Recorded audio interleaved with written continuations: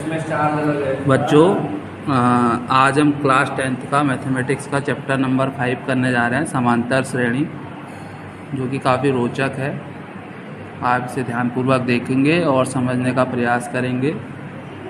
सबसे पहले ये समझ लीजिए आप, समांतर श्रेणी होती क्या है। देखिए, समान अंतर से संख्याओं के बढ़ने या घटने की एक गणना विधि क्या कहलाती है? समांतर श्रेणी कहलाती है। अब आप इसे ध्यानपूर्वक एक उदाहरण के द्वारा समझेंगे। देखिए, इसे एपी भी कहते हैं। इसका एक नाम क्या है? AP, arithmetic progression. तो देखिए, जैसे आपने ले लिया एक एपी ले लिया आपने 3।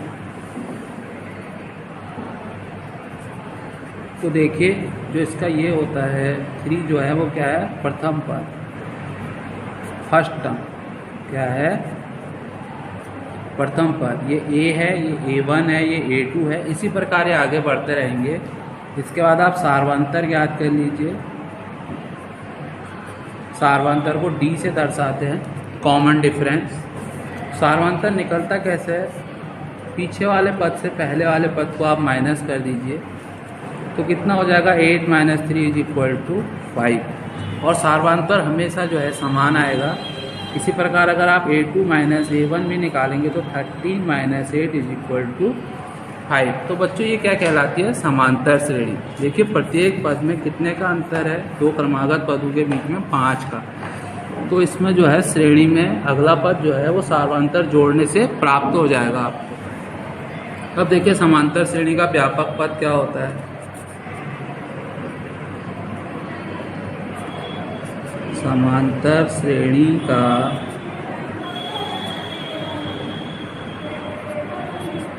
व्यापक पद, इसका जो फॉर्मूला है वो है आपका an। तो बच्चों, समांतर श्रेणी का व्यापक पद क्या हो जाएगा? an = a + n - 1 × d। देखिए, जहाँ a क्या है मैं आपको बता चुका हूँ पहले भी। a क्या है? प्रथम पद।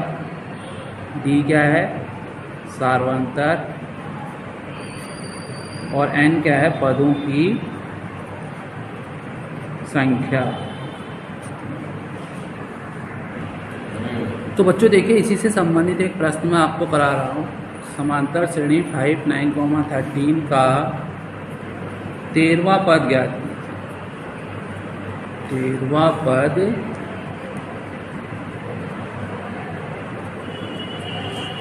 ज्ञात कीजिए।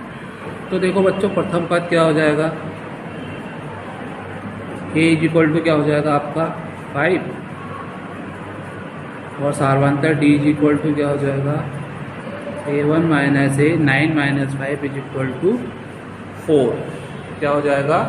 4 हो जाएगा।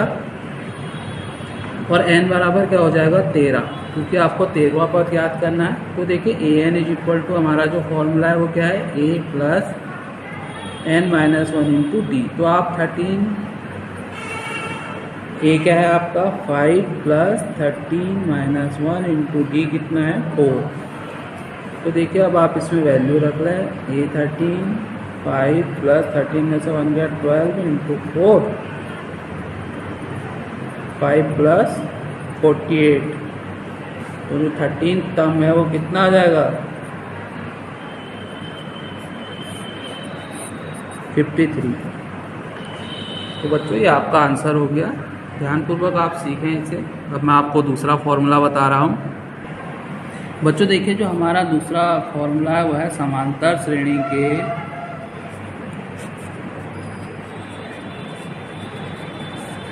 प्रथम n पदों का योग। प्रथम n पदों का योग, इसे आप लिख लेंगे। योग को देखिए Sn से दिखाते हैं। Sn = n/2 2a + n - 1 × d। इसको एक तरीके से और लिख सकते हैं आप। अगर आपको अंतिम पद दिया गया है Sn = n/2 a + an, तो जहाँ पर जो फॉर्मूला यूज़ होगा उसे आप कर लेंगे। अब इसका भी एक एग्जांपल मैं आपको करा रहा हूँ। बच्चों, तो इसका प्रश्न है, AP है आपकी 6, 10, 14। इसके 20 पदों का योग आपने ज्ञात करना है। फिर वही देखिए प्रथम पद क्या हो जाएगा आपका, a इज इक्वल टू कितना हो जाएगा 6 और सार्वंतर d इज इक्वल टू क्या हो जाएगा आपका 10 माइनस 6 इज इक्वल टू 4 और n कितना है आपका 20। तो देखिए फॉर्मूला लिखिए आप Sn is equal to n/2। Formula बार बार लिखेंगे, इससे आपको याद हो जाएगा 2a plus n minus 1 into D. तो देखिए बच्चों n की जगह 20 आ जाएगा, 20/2 2 into 6 plus 20 minus 1 into D कितना है आपका 4, 2 10 20 12 प्लस 19 इंटू 4। तो ये हो गया आपका 10 12 प्लस 76। तो कितना आ गया 88। तो 20 पदों का योग कितना हो गया 880। तो बच्चों ये आपका आंसर हो गया। उम्मीद है आप समझ रहे होंगे, इसे ध्यानपूर्वक देखें। अब देखिए और एक फॉर्मूला है जो मैं आपको करा रहा हूँ। बच्चों जो अगला फॉर्मूला है वो देखिए आप, समांतर श्रेणी में अंतिम से nवां पद,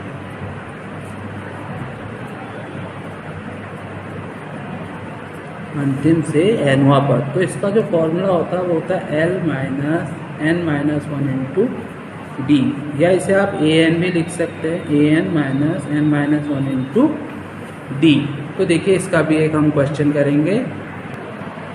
तो बच्चों देखिए जो हमारा प्रश्न है, हमारी AP है 7, 14, 21 डैश डैश डैश 343। आपको अंतिम से 20वां पद ज्ञात करना है। तो देखिए प्रथम पद क्या हो जाएगा आपको a इज इक्वल टू 7।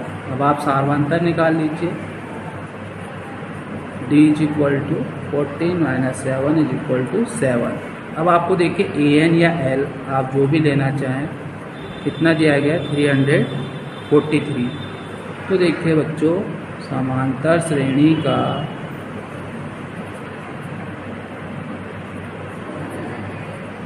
अंतिम से 20वां पद, अंतिम से 20वां पद क्या हो जाएगा l minus n minus 1 into D. l कितना है 343 माइनस 20 माइनस 1 इंटू डी कितना है आपका 7।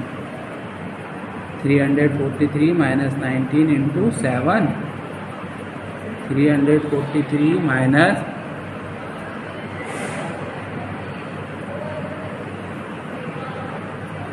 133 हो जाएगा। तो देखिए 3 में से 3 गया 0, 4 में से 3 गया 1, 3 में से 1 गया 2। तो आपका अंतिम से 20वां पद कितना हो जाएगा 210। तो बच्चों इसके आधार पर आप प्रश्नों को हल कीजिएगा। फिर भी आपको कहीं पर कोई प्रश्न नहीं आएगा, कोई समस्या है या कहीं पर समझ में नहीं आ रहा है, तो आप उसे बता सकते हैं कमेंट बॉक्स में। अपना ध्यान रखिए, एक दूसरे का सहयोग कीजिए और प्रश्नों को हल करते रहिए। धन्यवाद।